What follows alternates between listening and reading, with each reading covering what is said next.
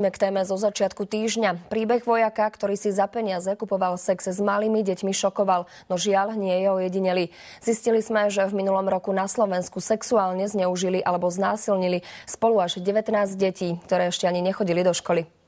Český vojnový veterán hľadal obete na sociálnych sieťach. Zameral sa na profily mamičiek, ktoré hrdo zverejňovali fotografie potomkov. Jeho najmladšia obeť mala len mesiac a pol, no pokúšal sa aj o staršie deti.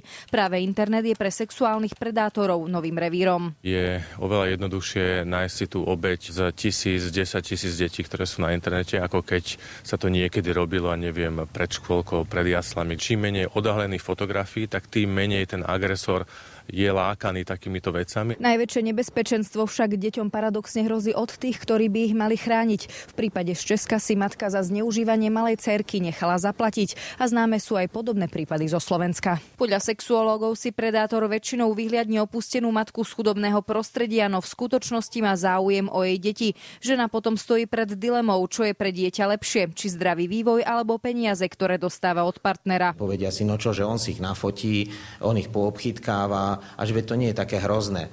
Nie je to také hrozné ako to, že ja im nebudem mať dať napríklad čo jesť, alebo nebudem im môcť dať hračku. Ženy, ktoré majú rôzne typy ochorení, od duševných chorôb, alkoholičky, ženy závislé od drog. Sú to ženy závislé od svojich partnerov a poskytnú tie svoje deti, lebo sa boja, že tí muži ich opustia. Sklony k zneužívaniu detí a iným úchylkám dokáže odhaliť tzv. PPG vyšetrenie. Jediné pracovisko je v Bratislave. Ročne sa mu podrobí asi 100 mužov, z toho 90% pre potreby vyšetrovania. Tuto sedí vyšetrený na tomto kresle, pozerá sa na video, ktoré mu beží na tej obrazovke. Takúto špirálu má vyšetrený na penise. Podľa toho, ako pacient reaguje na zábery, je zrejme, aké sú jeho sexuálne preferencie. Muži, ktorí zneužívajú deti, pritom vôbec nemusia byť pedofilní. Veľmi málo je tých, ktorí sú ozajstnými, reálnymi pedofilmi. Väčšinou ide o ľudí, ktorí nejakým náhradným spôsobom si riešia svoju sexuálnu potrebu. Nedá sa vypozorovať.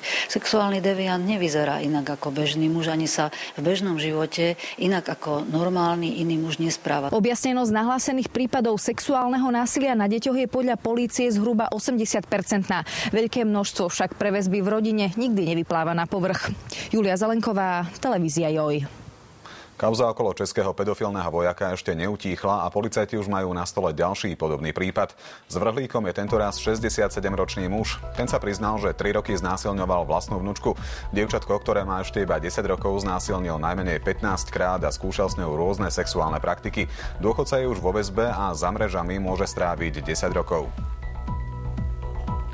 Pred mesiacom sme sa